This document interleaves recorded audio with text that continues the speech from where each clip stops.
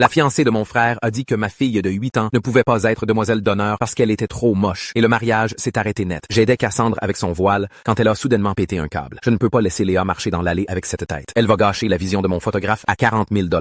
Ma fille s'est figée au milieu d'un tour sur elle-même dans sa robe de demoiselle d'honneur, son sourire s'évanouissant. Léa est née avec une tache de naissance sur la joue qu'on lui a toujours dit la rendait spéciale. Sérieusement, Daniel, tu n'aurais pas pu faire enlever ce truc au laser avant mon grand jour? Elle ne correspond pas à mon esthétique. La pièce est devenue silencieuse. Ma mère a lâché le fer à repasser brûlant. 3 demoiselles d'honneur regardaient, choquées, alors que les yeux de Léa se remplissaient de larmes. Ce que Cassandre ne savait pas, c'est que je filmais tout sur mon téléphone depuis 1 heure, documentant son pétage de plomb pour mon frère Julien, qui se préparait en bas. Mais voilà ce qui a empiré les choses. Léa n'était pas juste là, debout à pleurer. Elle a levé les yeux vers Cassandre, avec ses grands yeux marrons, et a murmuré « Je suis désolée d'être moche, tante Cassandre. Je ne savais pas. Ça a brisé quelque chose en moi. » J'ai calmement appuyé sur envoyer, partageant la vidéo dans notre groupe de discussion familiale intitulé Le mariage de Julien. En quelques secondes, mon téléphone a explosé de réponses. Le message de Julien ne comportait que 3 mots. Le mariage est annulé. Mais avant qu'il ne puisse monter, Cassandre a continué. Dieu merci. Julien et moi n'aurons pas d'enfants qui ressemblent à ça. Tu imagines? Je mourrais d'embarras à la sortie de l'école. Les demoiselles d'honneur ont halté. L'une d'elles, Stéphanie, a même reculé de Cassandre comme si elle était contagieuse. J'ai regardé le visage de ma fille de 8 ans s'effondrer complètement. Elle a couru aux toilettes et a verrouillé la porte, sanglotant si fort que je pouvais l'entendre à travers les murs. 10 minutes plus tard, Julien est entré dans la suite nuptiale en smoking. Il a regardé Cassandre directement et a dit « Fais tes valises. Tu as 30 minutes pour partir. » Cassandre a essayé de s'expliquer,